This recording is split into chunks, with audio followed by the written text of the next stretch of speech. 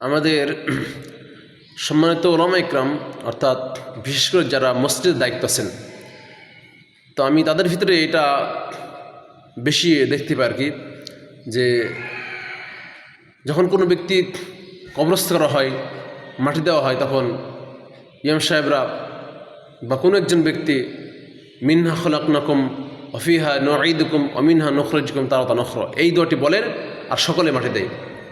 আসলে এখানে একটা বিষয় হচ্ছে যে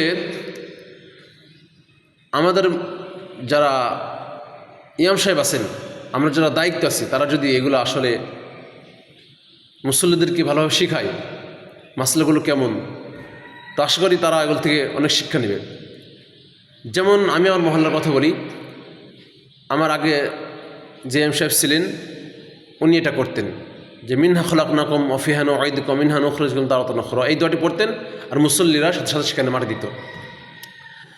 তো এটা হলো, যদিও এটা মুস্তাহাব আমল, যদিও এটা জয়ীফ হাদিস দ্বারা প্রমাণিত, তো জয়ীফ হাদিস যেহেতু আমলের ক্ষেত্রে গ্রহণযোগ্য নিয়েও এটা আমল করা যেতে পারে, তবে কোনো মুস্তাহাব বা নফল আমলের ক্ষেত্রে কাউকে জবরদস্ত না করা, যে করতে হবে এমন কোনো বাধ্যবাধকতা করা যাবে না।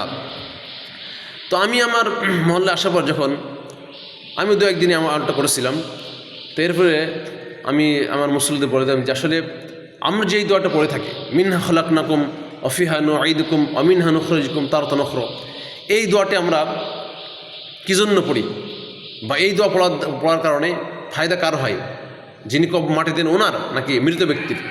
তো মূলত এখানে এই দোয়াটা পড়ার দ্বারা যেই সব হয়, এই সবটা হবে যে ব্যক্তি পড়ে, অর্থাৎ আমি যদি এই দোয়া পড়ে মাটি দিই তাহলে আমার সব হবে।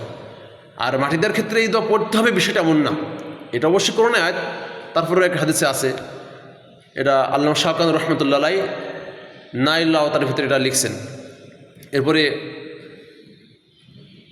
মুসনাদ আহমদের ভিতরে হাদিসটি রয়েছে। তো এখানে যেই নিয়মটা, যদি কেউ মাটি দিতে চায় তাহলে এক্ষেত্রে এমনভাবে দিবে যে মিনহা খলাকনাকুম বলে এক মুষ্টি দেবে, অমিনহা নুখরিজুকুম এর উপর এক মুষ্টি, অমিনহা নুখরিজুকুম তারাতান উখরা তখন এর এক মুষ্টি। তো এই আমলটা যখন আমি আমার মহল্লায় করতে শুরু করলাম, তখন অনেকেই বলতেছে যে হুজুর আমরা তো সারা জীবন এভাবে করে আসছে যে ইমাম সাহেব পড়ে আর সবাই মাটি দেয়, তো আপনি হঠাৎ করে কোথায় পড়েন? এটা আগের ইমাম সাহেব পড়তো।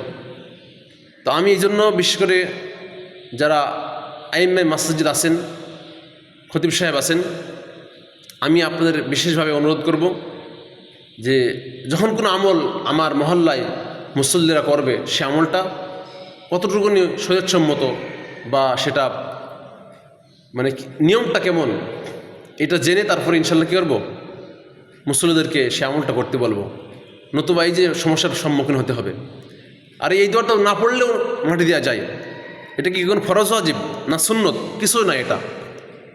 তো এই জন্য ইনশাল্লাহ আমরা বিশেষ করে ওলামা ইকরাম আমরা এটা এই ধরনের আমল কোনো সমাজে প্রচলন করবো না।